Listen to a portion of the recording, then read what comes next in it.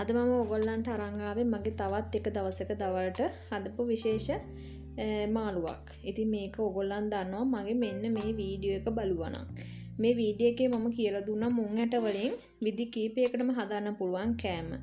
බබාලට අමතර වේලකට හදාන්න පුළුවන් ඒවා අපිට ඒ වගේ මුං ඇට කල් තියා ගන්න පුළුවන් විදි. ඉතින් මේ වීඩියෝ එකෙන් මම ඒ ගැන කතා කළා. නමුත් මට බැරි වුණා මේ වීඩියෝ එකේදී ඔයගොල්ලන්ට පෙන්නන්න කොහොමද මුං ඇට ස්ටීම් කරලා මම උයන්නේ කියලා. ඉතින් මේක හදන විදි කීපයක්ම ඇති.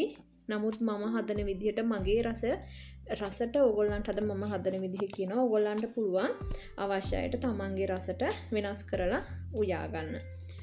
ඉතින් බලපු නැති අය මේ වීඩියෝ එකේ මුලින්ම බලන්න කොහොමද ස්ටීම් කරන්නේ මුං ඇට ටික කියලා. ඉතින් මම ලෑස්ති කරන් තියනවා කුරුඳු පුතු කරාඹු නැටි එනසාල් සුදු ලුණු හිඟුරු ඒ ටික තලාගෙන ඊට පස්සේ රතු ලුණු ගන්න පුළුවන් නම් ගොඩක් හොඳයි.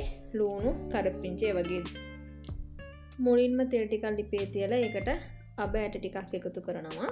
ඊට පස්සේ අර තලාගත්ත ටික එකතු කරනවා මේ විදිහට. ඒක තෙලෙන් ටිකක් බැදිනකොට ලුණු ටිකයි කරපිංචයි එකතු කරනවා. ඔයගොල්ලන්ට පුළුවන් සේර එහෙම එකතු කරන්න. රසයි හරිම සුවඳයි රසයි දෙකම එනවා සේර එකතු කළාම.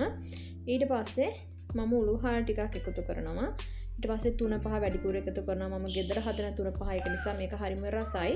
මිරිස් ටිකක් අඩුවෙන් මම එකතු කරන්නේ. ඊට පස්සේ ගම් මිරිස් ටිකක්, කුරුඳු කුඩු, ඔයගොල්ලන්ට කුරුඳු කෑලි ගන්න පුළුවන්.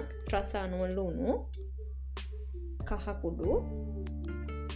ඊපස්සේ මේ ටිකත් තෙලෙන් චුට්ටක් බැදෙන්න දෙනවා මේ විදිහට. මොකද හොඳ ලස්සන පාටක් එනවා. ඔයගොල්ලන්ට පාට ගන්න පුළුවන් මේ විදිහට කළාම. ඊට පස්සේ අර කපාගත්ත මුං කෑලි ටික මේ විදිහට දාලා මෙහෙම කලවම් කරලා පොල් කිරි එකතු කරනවා. ඉතින් මෙතනදී ඔයගොල්ලන්ට පොල් කිරි හොඳට තෙල් බේරෙන්න මේක පොළොස් ඇඹුලක් වගේ හදා ගන්න පුළුවන්. වේලුණ හොඳ පොල් ගෙඩි වල කිරි ගත්තොත්. ඊට පස්සේ මම මේකටම එකතු කරනවා කොරකා. මම වෙනදා නම් එකතු කරන්නේ තෙල් එකට ටෙම්පරාදු වෙන්න දාන්න. ඉතින් අද එකතු කරේ මම ගොරකා. ඊට පස්සේ මේක කිරි ටික පැහුනට පස්සේ එකතු කරනවා කළු කුඩු ටික. එකතු කරලා මම ලිප ඕෆ් කරනවා. මොකද ගොඩක් වෙලා උයා ගන්න අවශ්‍ය නැහැ. මේක අපි තම්බගෙන තියෙන ස්ටීම් කරලා තියෙන. ඉතින් කිරි ටික විතරක් පැහෙනකන් තමයි මම උයාගන්නේ. ඉතින් මේ තියෙන්නේ මම උයාගත් එක මේක පොළොස් ඇඹුල වගේ ඉස්ම තියෙන්න. හොදි තියෙන්න හදා ගන්න පුළුවන්. ඔයගොල්ලන්ට අවශ්‍ය නම් මම මේකේ හොඳට හින්දලා උයාගත්තේ මේක මට තව දවසක් දෙකකට ඉතුරු ඒවා තියාගන්න ඕනේ නිසා.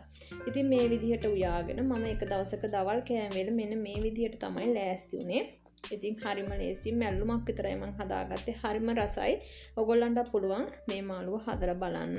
එහෙනම් ආයෙමත් දවසක ඔයගොල්ලන්ට තවත් වීඩියෝ එකකින් හමු වෙන්න. සුබ දවසක් කියලා ප්‍රාර්ථනා කරනවා.